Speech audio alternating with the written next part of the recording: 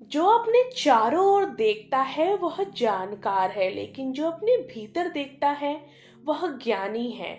Joseph न्यून अपने हर विचार पर ना करे विश्वास के दूसरे अध्याय में बताते हैं, हमारे कष्टों का मूल कारण हमारा सोचना है और हम वास्तविकता के नहीं विचार के संसार में रहते हैं, और विचार ही हमारे आगे जाके असलियत बन जाती है।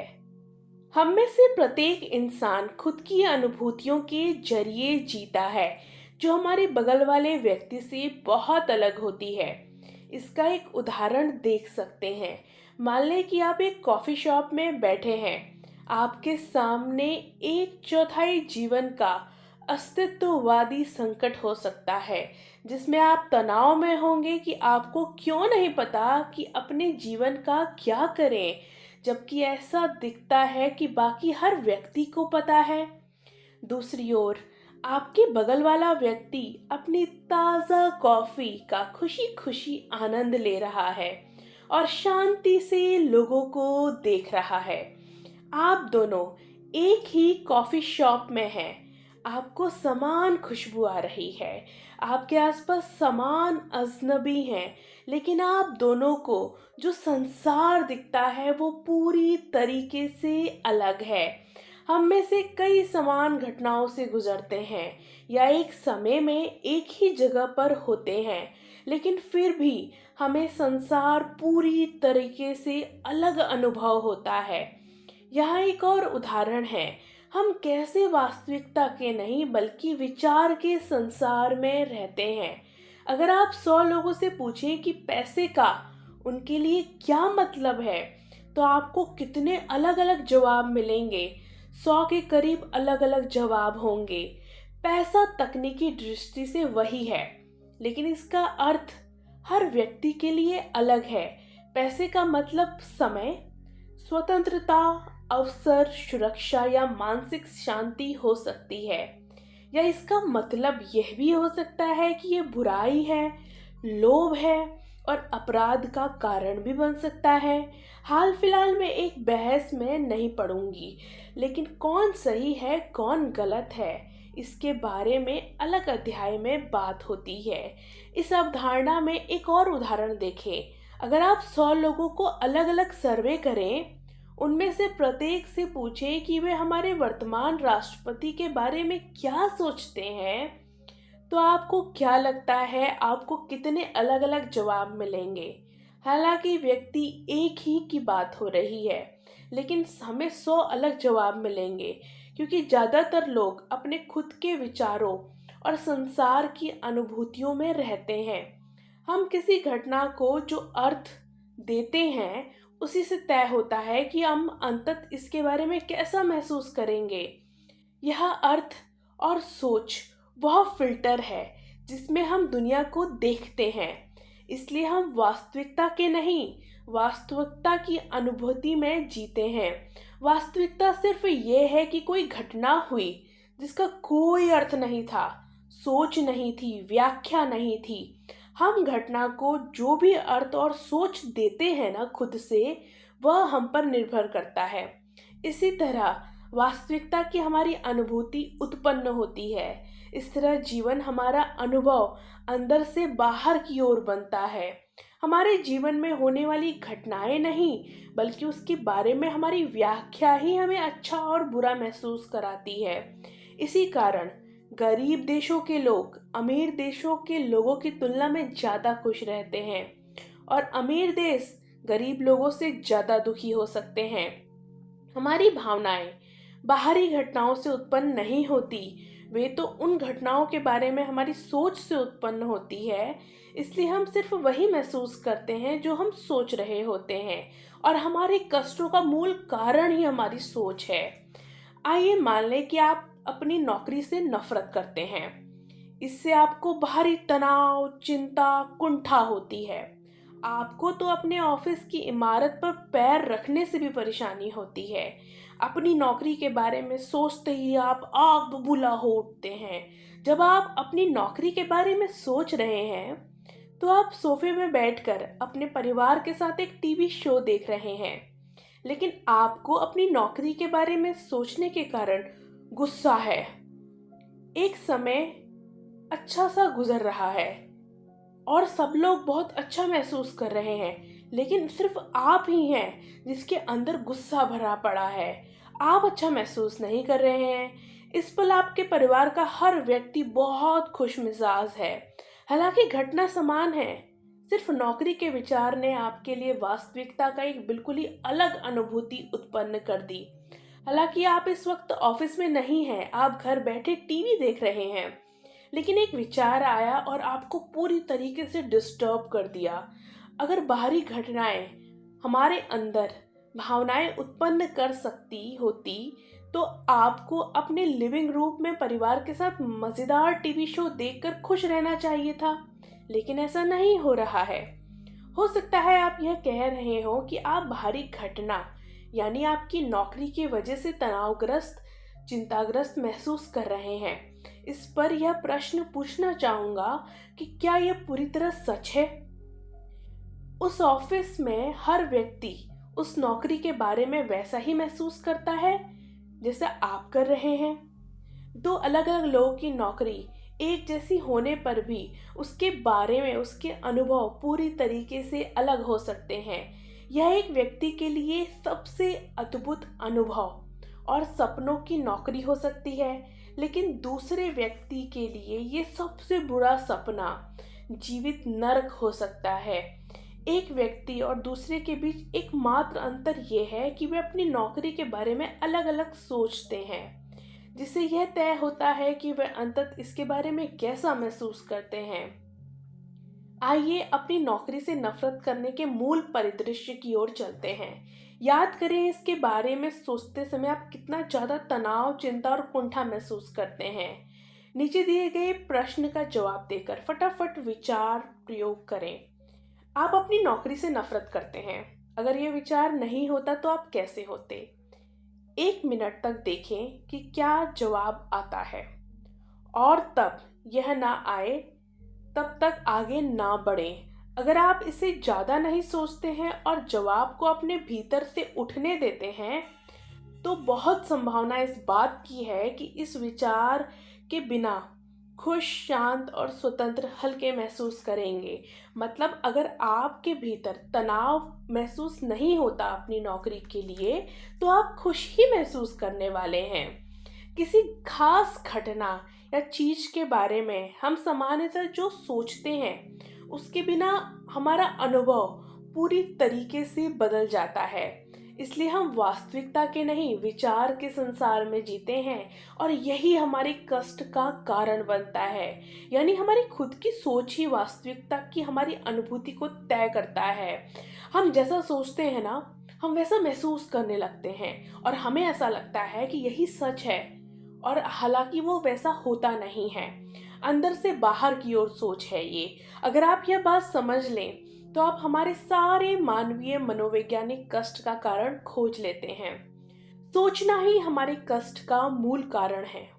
अब इससे पहले कि आप ये वीडियो को छोड़कर चले जाएं, जोसेफ न्यून तो कहते हैं, क्या पता आप इस पुस्तक को बाहर फेंक दें या आग लगा दें। तो वो यह कहते हैं कि मैं ये नहीं कह रहा हूँ कि यह सब हमारे दिमाग में है, हमारी सोच हमारे दिमाग को उपज है। यह तो वास्तविकता नहीं है, लेकिन यह सच है। हमारी वास्तविकता की अनुभूति बहुत वास्तविक है, और यह सच है। जो हम सोचते हैं ना, वह सच होता ही है। हम जो सोचते हैं उसे यह अवश्य महसूस करेंगे कि हमारी भावनाएं वास्तविक हैं। इससे कतई इनकार नहीं किया जा सकता। हमारा सोचना हमें अपरिवर्तनीय वास्तविकता जैसा दिखेगा, जब तक कि हम यह असंभावी परिवर्तन नहीं देख सकते। हमारी वास्तविकता कैसे उत्पन्न होती है, देखिए। हम सिर्फ वही महसूस कर सकते हैं जिसे हम सोच रहे हैं। इसका मतलब है कि हमारी सोच को बदलकर अपनी भावनाओं को बदला जा सकता है। यानी हमारे सोचने से ही अंततः हमारे जीवन के अनुभव उत्पन्न होते हैं। और अगर यह सच है कि हम किसी भी पल अपने पूरे जीवन का कायाकल्प करने और अलग अनुभव करने का सिर्फ एक विचार दूर होते हैं, शून्य विचार की अवस्था के जरिए। संक्षेप में, जिस पल हम सोचना छोड़ते हैं उसी पल हमारी खुशी शुरू होती है। आपने एक कहानी सुनी होगी, एक युवा सन्यासी और खाली नाव की। ये कहानी सुनकर मैं आपको गारंटी से कह सकती हूँ कि आधी समस्याएं तो आपकी आज इसी वक्त ही खत्म हो जाएंगी, क्योंकि जो हमारी सोचने का मूल कारण है ना, वो एक कहानी बताता है। बहुत समय पहले एक युवा जैन सन्यासी एक छोटे से मठ में रहता था। मठ एक जंगल में था, जिसके पास एक छोटी झील थी। मठ में कुछ वरिष्ठ सन्यासी थे, जबकि बाकी नए आए थे, जिन्हें अब भी बहुत कुछ सीखना था। मठ में सन्यासियों के कई दायित्व थे, लेकिन सबसे महत्वपूर्ण दायित्व उनकी ध्यान की दिनचर्या थी, जहां उन्हें बैठकर अपनी आंखें बंद करनी होती थी और एक बार में घंटों तक खामोशी से ध्यान लगाना पड़ता था। ध्यान के बाद उन्हें अपनी प्रगति अपने मार्गदर्शक को बतानी पड़ती थी। युवा सन्यासी कई कारणों से ध्यान के दौरान एकाग्र नहीं कर पाता था, जिससे वह बहुत नाराज हो गया। जब युवा सन्यासी ने अपनी प्रगति या इसकी कमी अपने मार्गदर्शक को बताई, तो ज्यादा उम्र के सन्यासी ने युवा सन्यासी से एक आसान सा सवाल पूछा, जिसमें एक सबक छिपा था। क्या तुम जानते हो कि तुम्हें कौन सी चीज सच में नाराज कर रही है? युवा सन्यासी ने जवाब दिया, देखिए, आमतौर पे मैं जैसे ही आंखें बंद करता हूँ और ध्यान शुरू करता हूँ, तो कोई ना कोई चीज आसपास चलती नजर आती है और मैं ध्यान एकाग्र नहीं कर पाता। मैं आंदोलित होता हूँ कि कोई मुझे विचलित कर रहा है, हालांकि उसे पता है कि मैं ध्यान कर रहा हूँ। वह थोड़ा ज्यादा सावधानी से काम क्यों नहीं करता? और फिर जब मैं अपनी आंखें दोबारा बंद करता हूँ, ध्यान केंद्रित करने की कोशिश करता हूँ, तो कभी बिल्ली या दूसरा छोटा जानवर मुझे छूता हुआ निकल जाता है, जिससे मैं एक बार फिर से विचलित हो जाता हूँ। फिर हवा चलने से पेड़ की शाखाएं आवाज करने लगती हैं, तो मुझे गुस्सा आ जाता है। यही नहीं, इसके बाद पक्षी भी चहचहाने लगते हैं। मुझे इस जगह कोई शांति नहीं मिल पाती। ज्यादा उम्र वाले सन्यासी ने अपने शिष्य को बस यह संकेत दिया कि मैं देखता हूँ कि जब भी व्यवधान पड़ता है, तो हर व्यवधान के बाद तुम नाराज हो जाते हो। यह ध्यान के उद्देश्य के ठीक विपरीत है। तुम्हें ऐसा तरीका खोजना चाहिए कि तुम लोगों या जानवरों या अपने आसपास की किसी दूसरी चीज से नाराज ना हो, जो तुम्हें विचलित करती है। इस चर्चा के बाद युवा सन्यासी मठ के बाहर निकला और उसने ज्यादा शांत जगह खोजने के लिए चारों तरफ देखा, ताकि वह शांति से ध्यान कर सके। उसे पास वाली झील के किनारे एक ऐसी जगह मिल गई। वह अपनी चटाई लाया, उस जगह पर बैठकर ध्यान करने लगा। लेकिन कुछ समय बाद पक्षियों का झुंड झील में गोता लगाने लगा।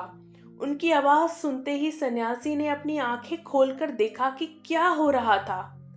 झील का किनारा मठ के से ज्यादा शांत था, लेकिन अब भी कुछ चीजें उसकी शांति को विचलित करती थी और वह एक बार फिर नाराज हो गया।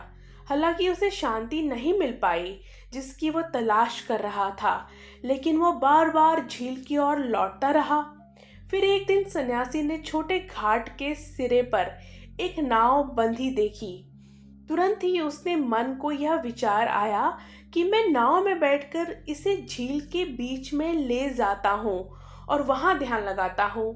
झील के बीच में मुझे कोई विचलित नहीं करेगा, कोई चीज मुझे छुएगी नहीं। वह नाव चलाकर उसे झील के बीच में ले गया और ध्यान करने लगा। जैसे उसे उम्मीद थी, झील के बीच में उसे विचलित करने वाली कोई चीज नहीं थी और वह पूरे दिन ध्यान लगा पाया। दिन के अंत में वह मठ लौट आया। यह सिलसिला 2 दिनों तक चलता रहा और सन्यासी रोमांचित था कि उसे आखिरकार शांति में ध्यान करने के लिए एक जगह मिल गई है। वह नाराज महसूस नहीं करता था और शांति से ध्यान का अभ्यास कर सकता था। तीसरे दिन सन्यासी नाव में बैठा, उसे खेकर झील के बीच में पहुंचा और एक बार फिर ध्यान लगाने लगा। कुछ मिनट बाद उसे पानी की आवाज़ आई। उसे अपनी नाव हिलती महसूस हुई। वह नाराज होने लगा कि झील के बीच में भी कोई वस्तु या व्यक्ति उसे विचलित कर रहे थे। आंखें खोलकर उसने देखा कि एक नाव सीधे उसकी तरफ आ रही थी। वह चिल्लाया, अपनी नाव दूर रखो, वरना तुम मेरी नाव से टकरा जाओगे। लेकिन दूसरी नाव सीधे उसी की तरफ आती रही और कुछ फुट दूर जाकर खड़ी हो गई। सन्यासी एक बार फिर चिल्लाया, लेकिन आने वाली नाव ने सन्यासी की नाव को टक्कर मार दी। अब वह आग बबूला हो गया। वह चिल्लाया, तुम कौन हो और इस बड़ी झील के बीच में तुमने मेरी नाव को टक्कर क्यों मारी?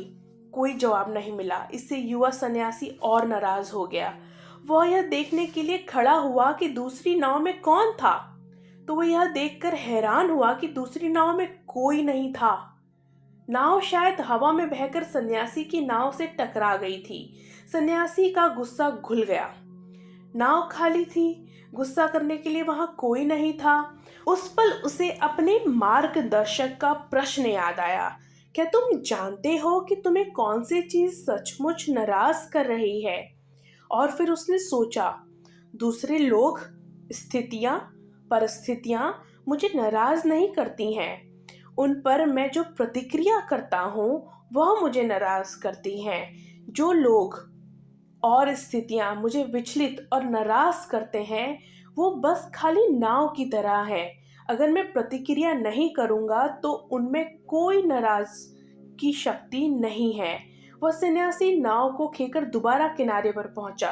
वह मठ में लौटा, दूसरे सन्यासियों के साथ ध्यान लगाने लगा। चारों तरफ आवाजें और व्यवधान अब भी थे, लेकिन सन्यासी ने उन्हें खाली नाव जैसा मानकर शांति से ध्यान लगाने लगा। जब ज्यादा उम्र वाले सन्यासी ने फर्क देखा तो उस युवा सन्यासी से कहा, मैं देख रहा हूँ तुम्हें पता लग गया है कि कौन सी चीज तुम्हें सचमुच नाराज करती थी। तुम उससे उबर गए हो। ये बात बहुत सच है कि दूसरे लोग हमें नाराज नहीं करते, कर ही नहीं सकते। जो हम प्रतिक्रिया देते हैं उनकी बातों पर, उनके व्यवहार पर, वो हमें नाराज करती है। और यदि हम प्रतिक्रिया देना बंद कर दें तो इस दुनिया की कोई चीज हमें कष्ट नहीं दे सकती। अब हम तीसरे अध्याय में ये जानेंगे कि आखिरकार हम सोचते ही क्यों हैं, क्यों हमारा दिमाग इतना चलता है। अगर आपको ये अच्छा लगा हो तो लाइक करें, सब्सक्राइब करें। मिलते हैं आपसे अगली वीडियो में।